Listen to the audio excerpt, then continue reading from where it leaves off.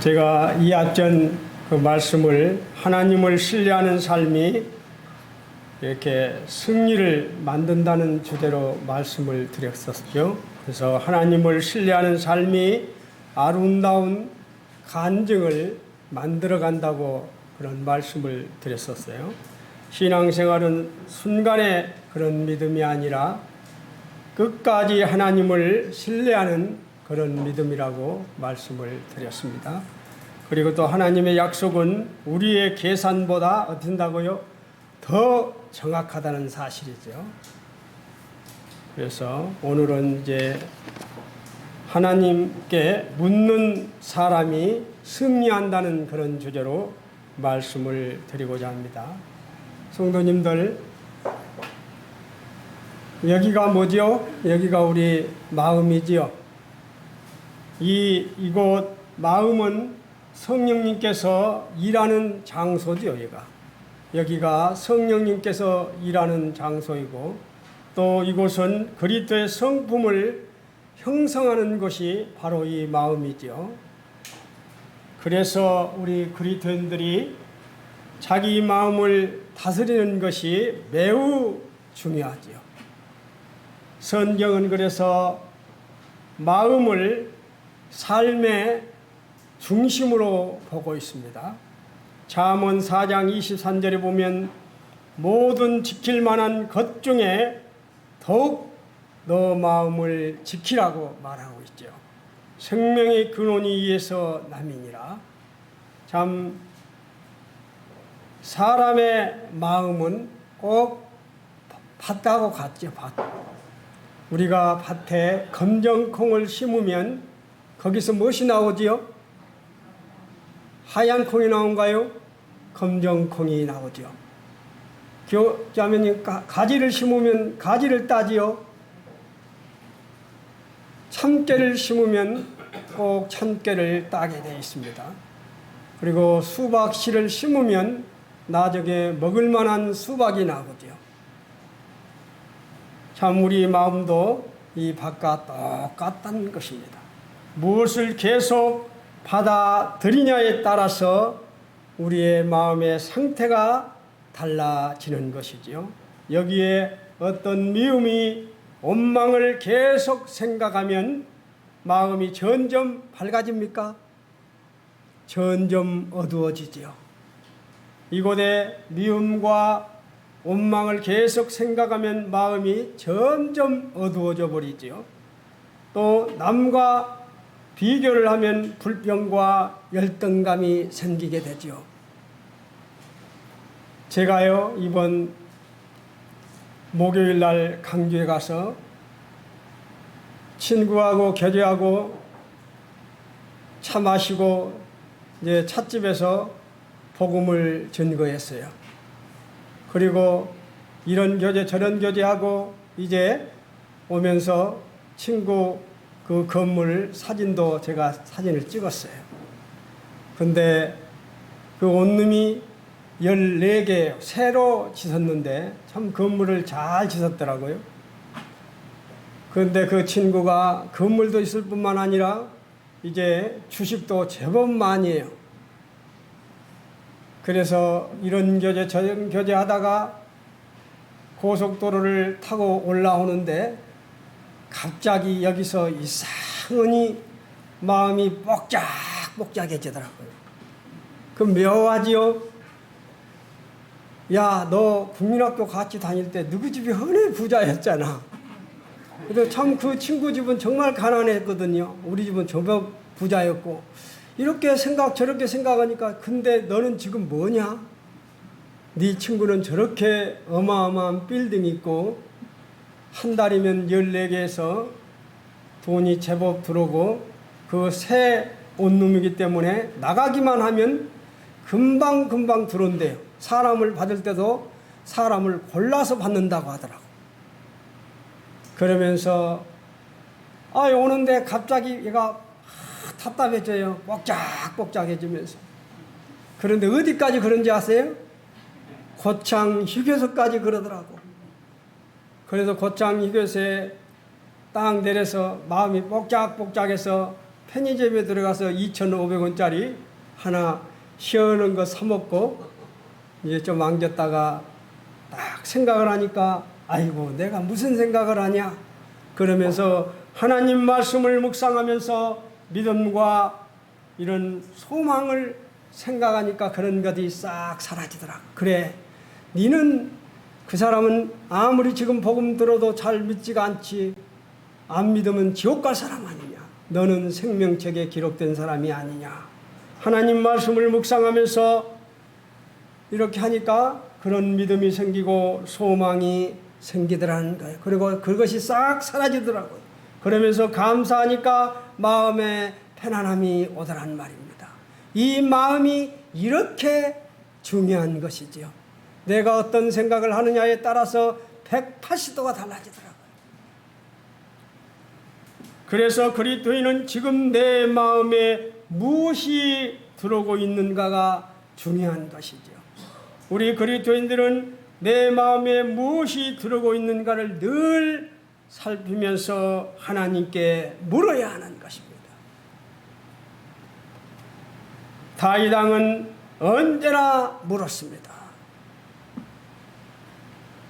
제가 어제 평택 북북교회 입당식 할 때 제가 글을 적어 갖고 와서 축시를 낭독해 줬어요.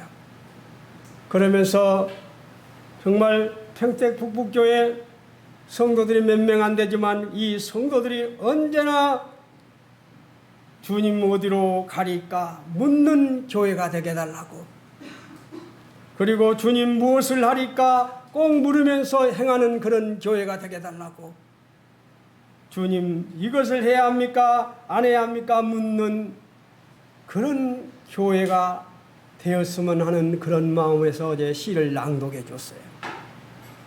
여기 있는 우리 성도님들도 다윗 왕처럼 주님 어디로 가리까 물어야 합니다. 무엇을 해야 합니까? 그리고 이것을 해야 합니까? 저것을 해야 합니까? 안 해야 합니까? 이 물어야 되는데 저도 참 최근에 와서 그렇지 묻지 않고 행동한 것이 있었어요. 그러면서 주님 앞에 기도하면서 많이 회개도 하고 있습니다. 우리는 언제나 하나님께 물어야 하는 것이죠. 그래서 오늘날 주제를 하나님께 묻는 사람이 승리한다. 먼저 하나님께 묻고 그 다음 행동하는 자가 승리한다는 그런 말씀을 오늘 성도님들 같이 교제를 하기를 원합니다. 성도님들 저 책을 읽어보셨는가 모르겠어요. 주께 하듯 알아. 그리고 하늘의 경영 책 읽어보신 분 혹시 한번 손 한번 들어보세요.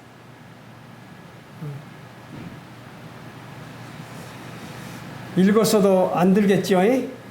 그래서 주께 하듯 알아 하늘의 경영 그 책을 읽어보면 제가 보니까 2008년도에 구입했더라고요. 그 읽어보면서 그 책을 지은 분이 바로 이제 최유성 목회자라고, 이분이 대천 농고를 졸업을 하지요. 대천 농고 시골에서 다니면서 가난해서 이분이 대천 농고를 다니면서 건국대학교를 수석으로 합격해서 이분이 4년간을 이제 장학생으로 다닙니다. 이재명 대통령처럼 거기도 4년간을 돈을 받고 다니듯이 이분도 건국대학도 다니면서 이렇게 장학생으로 4년간을 다니다가 그 공부를 잘한 결과 삼성그룹의 공채가 되지요. 그래서 이분이 삼성그룹에서 근무를 하는데 자기 입사 동기들은 다 배치를 받는데 다른 곳에 발령이 나는데 자기만 발령이 안 나는 거예요. 참 답답하지요. 그러면 별 생각이 다 들지요. 내가 서울대학교를 나오지 않아서, 내가 명문대를 졸업하지 않아서, 내가 선배들이 짱짱하지 못해서 내가 이렇게 발령이 나지 않는가.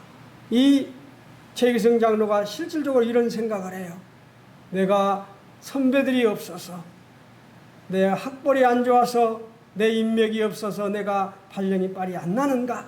그런 생각도 하다가 이제 참 삼성이라는 곳이 텃세가 심한 것이구나 그렇게 하면서 이제 차라리 사표를 써야겠다 그런 생각을 하면서 사표를 던져버릴까 말까 이렇게 고민을 많이 하죠. 그러다가 그가 생각하면 그래 남들이 갖지 못한 무기가 나에게는 있지 않는가. 나는 기도가 있고 나는 잔디 같은 끈기가 있지 않는가.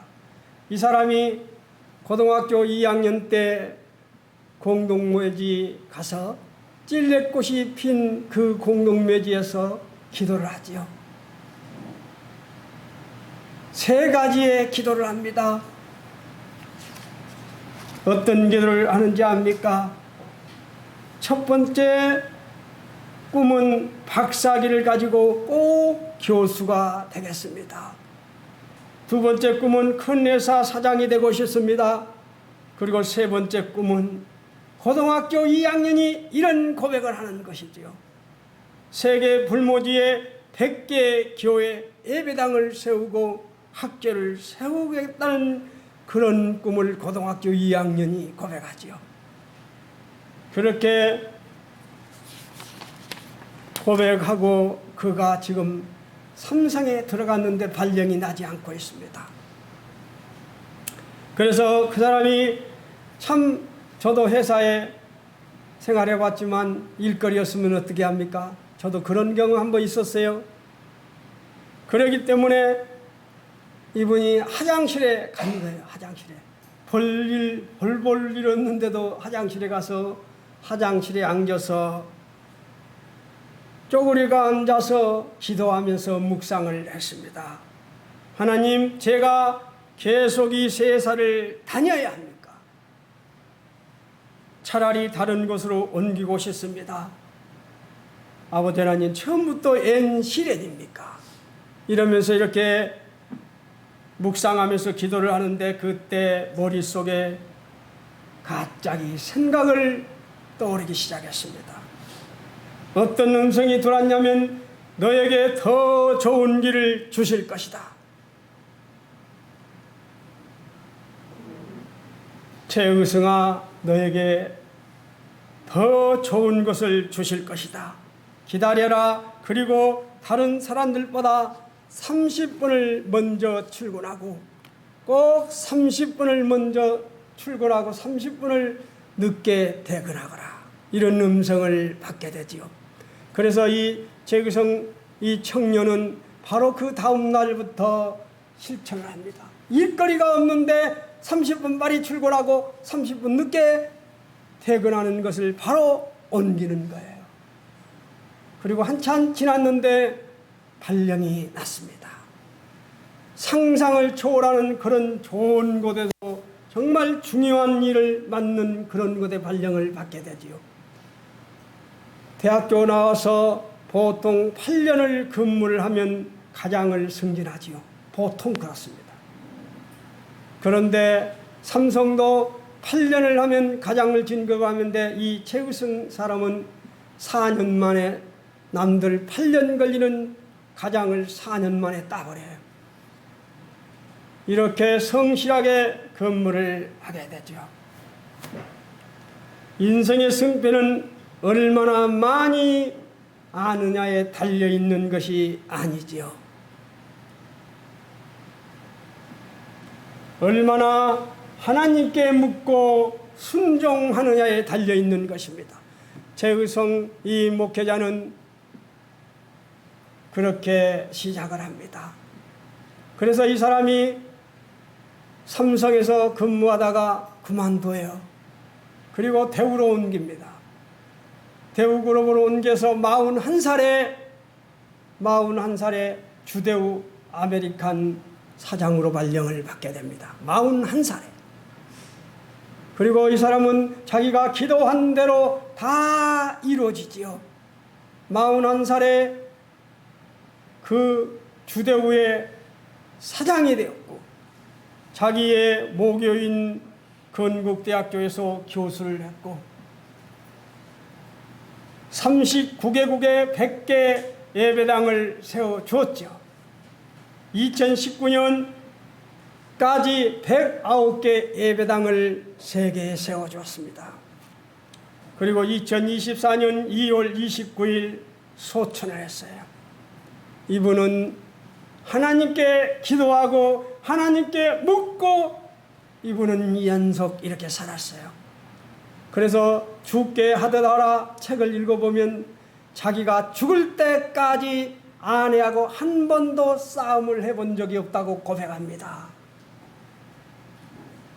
참 대단한 사람이지요. 그리고 이 사람은 대우그룹이라는 회사를 세울 때 예수님의 제자들이 12명이기 때문에 내가 12개의 회사를 만들겠다고 12개를 만들지요. 바로 이 최의성 목회자는 언제나 하나님께 물었다는 것입니다. 그리고 언제나 기도했다는 거예요. 그는 고등학교 2학년 때 남들이 다 가지 않는 공동묘지에 찔레꽃 피는 그곳에서 무릎을 꿇고 하나님께 3가지의 기도를 했어요. 그 기도할 때도 성도 들어보지 않는 음성을 듣게 됐다고 지는 그 최의성 목회자는 고백하지요. 너는 내게 부르짖으라 내가 내게 응답하겠고 너가 알지 못하는 크고 은밀한 일을 내게 보이리라는 그 음성을 고등학교 2학년 때 들었다고 고백합니다. 그래서 그는 평생을 그렇게 살아요. 그래서 교수가 박사학위를 딴 교수가 되었고 대기업의 사장이 되어서 나중에는 대우그룹의 회장이 되어서 돈을 많이 벌어서 39개국의 예배당을 세워주면서 학교를 세워주고 그런 일을 했던 사람이죠. 그는 성공 이후에도 하나님을 의지하는 진짜 믿음의 사람이었습니다. 하나님은 자기를 신뢰하는 사람을 어떻게 한다고요? 결코 버리지 않더라는 것입니다. 절대 버리지 않고 그를 끝까지 챙기시는 하나님을 저는 책 내용을 보면서 보았습니다. 하나님의 약속은 우리의 계산보다 더 정확하다는 거예요. 하나님의 약속은 결코 실패하지 않더라는 것입니다. 우리가 하나님을 믿고 신뢰하며 하나님께 물을 때 솔직히 고백할 때 하나님은 가장 좋은 때 가장 좋은 방법으로 역사하더라는 거예요.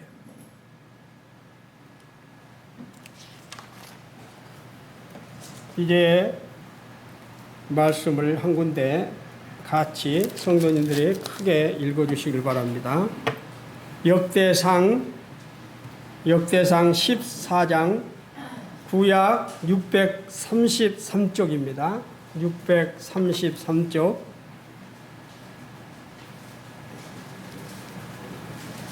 (14장) 8절부터 10절까지 큰 소리로 읽어주시길 바랍니다. 구약 633쪽 14장 8절부터 10절까지입니다. 시작.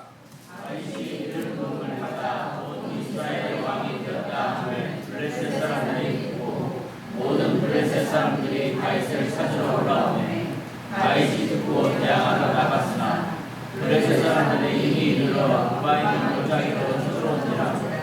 다윗이 하나님께 물어 이르되 내가 블레셋 사람들을 치러 올라가리까 주께서 그들을 내 손에 넘기시리나이까 하니 여호와께서 그에게 이르시되 올라가라 내가 그들을 네 손에 넘기리라 하시니라. 13절 제가 읽겠습니다. 블레셋 사람들이 다시 골짜기로 침범한지라 다윗이 또 하나님께 묻자온대 하나님이 이르시되 마주 올라가지 말고 그들 뒤로 돌아 뽕나무 숯불 맞은편에서 그들을 기습하되 뽕나무 꼭대기에서 걸음 걷는 소리가 들리거든 곧 나가서 싸우라. 그렇죠. 다윗이 기름 부음을 받아 나왔죠. 다윗이 몇 번 기름 부음을 받았습니까? 몇 번 아신 분? 다윗이 기름을 한 번 받은 게 아니죠. 3번을 받습니다.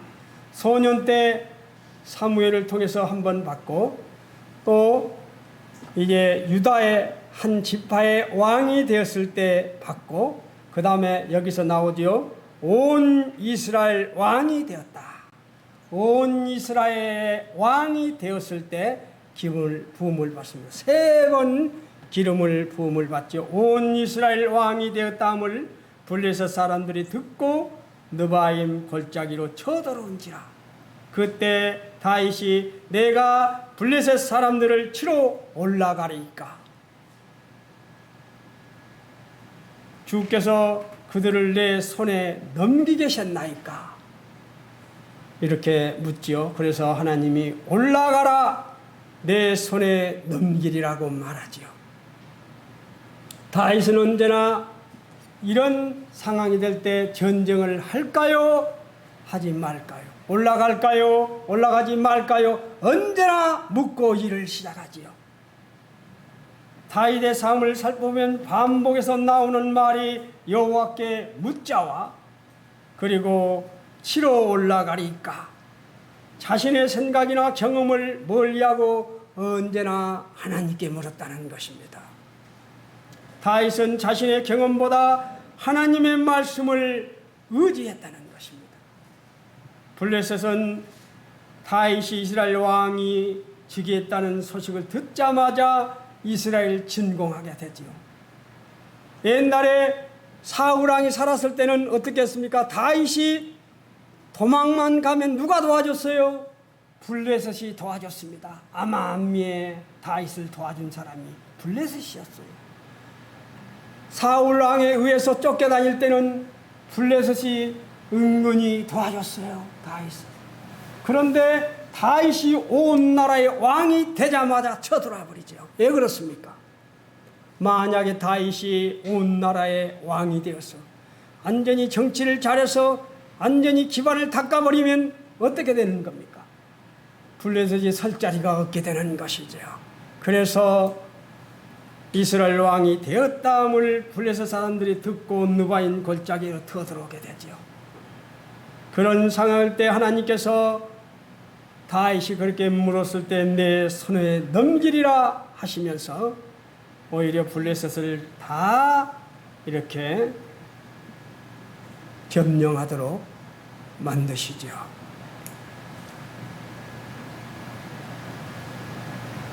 다윗이 온 이스라엘 왕이 되었다. 자신에게 위협 세력이 부상되자 그들은 위험 요소를 제거하기 위해서 다윗 왕이 즉위하자마자 다윗을 죽이기 위해서 진략을 했던 것이죠. 그런데 그들이 다윗이 왕이 되자마자 치르기 위해서 느바인 골짜기 침범해서 진을 치고 그 다음에 한 번 혼났는데 또 다윗은 또 이들이 또 침범하기에 또 들어오지요.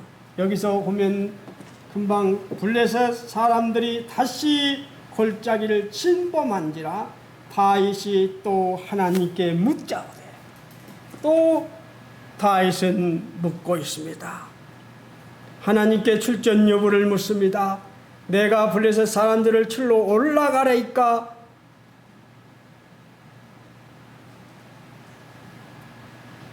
참 우리 다윗은 언제나 이렇게 묻는 삶을 살아가는 것을 보게 되지요. 다윗이 두 번째 침범해온 블레셋을 어떻게 물리쳤는지 또 나오지요.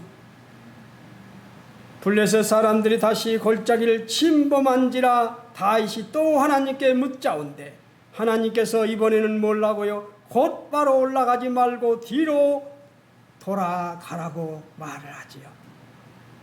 그리고 뽕나무 꼭대기에서 사람 걷는 소리가 들리거든 뭐라고요? 나가서 싸우라. 분명하게 아버지 하나님은 이렇게 물었을 때 언제나 답을 주셨다는 거예요. 다윗의 삶을 살펴보면 언제나 반복해서 나오는 말이 여호와께 묻는 거였습니다. 다윗은 자신의 경험보다 하나님 말씀을 언제나 의지했습니다. 자신의 경험이나 감정, 군사력보다 먼저 하나님의 뜻을 구했다는 것이죠. 그렇게 했을 때 언제나 다윗에게는 승리를 주셨었어요. 성도님들은 사시면서 얼마나 묻고 있습니까? 내가 이 일을 해야 됩니까? 하지 말아야 합니까? 아까 최희성 목회자처럼 이 직장을 그만둬야 합니까? 더 다녀야 합니까? 그렇게 묻고 하시는지요. 믿음은 내 생각대로 행동하는 것이 아니라 하나님 뜻을 묻는 것입니다. 누구처럼? 다윗처럼 말입니다. 다윗은 군대 숫자가 아니라 하나님 뜻에 달려있는 것을 분명히 그는 알았기에 언제나 하나님께 물었습니다.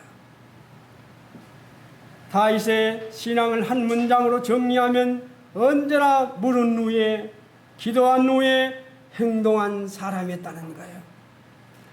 다윗은 언제나 물은 후에, 기도한 후에 행동한 사람이었습니다. 나는 정말 하나님께 물으며, 나는 정말 하나님께 기도하며 행동을 옮기는 사람입니까? 한번 생각해보는 그런 시간이 되었으면 합니다. 먼저 하나님을 묻고 그 다음 행동했습니다. 언제나 하나님께 묻는 것이 다윗의 삶의 습관이었습니다. 일시적인 행동이 아니라 평생 신앙의 습관이 몸에 배인 사람이 바로 다윗이시오. 언제나 묻는 삶이었습니다. 다윗은 자신의 경험보다 하나님 말씀을 언제나 의지했습니다. 우리가 다 아는 블레셋도 이렇게 그릴라를 공격했을 때도 하나님께 물었지요. 내가 가서 싸울까요? 물었을 때 그때 주변 부하들이 다 반대했습니다. 그렇지만 하나님께서 가라고 했을 때 그는 말씀에 순종하고 그는 바로 나아갔습니다. 바로 승리는 군대의 숫자가 아니라 하나님 뜻에 달려있다는 것이죠. 그리고 사무엘상 30절에 보면 시글락 사건을 잘 아시죠. 시글락 사건에서 시글락 사건이 어떻게 다 불이 타버리고 자기의 자녀들이 또 아내가 다 블레셋에 잡혀가 버렸습니다. 얼마나 난감하겠습니까? 그때 다윗의 부하들이 성질이 나서 다윗을 죽이려고 합니다. 그런 상황 속에서 다윗은 어떻게 했습니까? 하나님 앞에 무릎을 꿇고 하나님 죽여갈까요? 죽여가면 잡을 수 있을까요? 그는 하나님께 물었습니다. 부하들이 죽이려고 할 때도 무릎을 꿇고 하나님 죽여갈까요? 말까요? 그래서 하나님께서 뭐라고 합니까? 반드시 따라잡고 모두 회복하리라.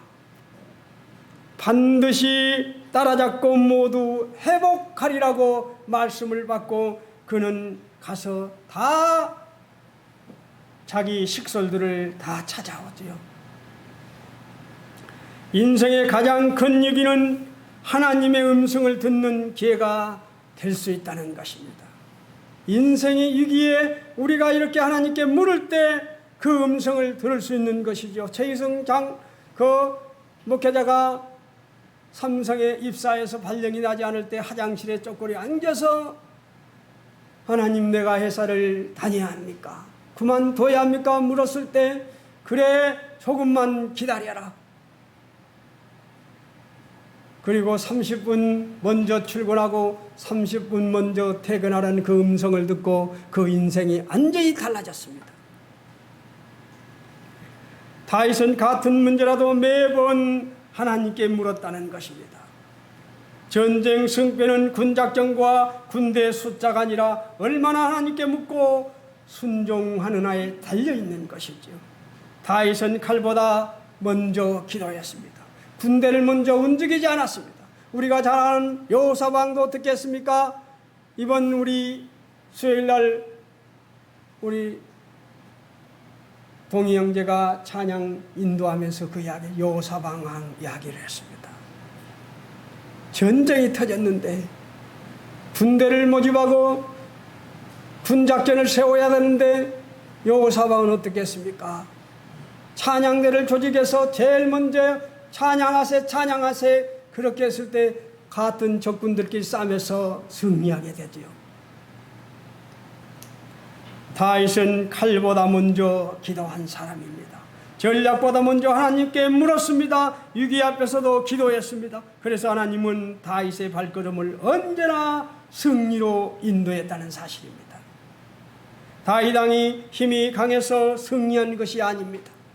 하나님께 묻는 삶을 살았기에 다윗은 승리한 왕으로 언제나 믿음의 이런 간증을 지금까지 우리에게 남기고 있습니다. 하나님께 묻는 사람이 하나님의 길을 알게 됩니다.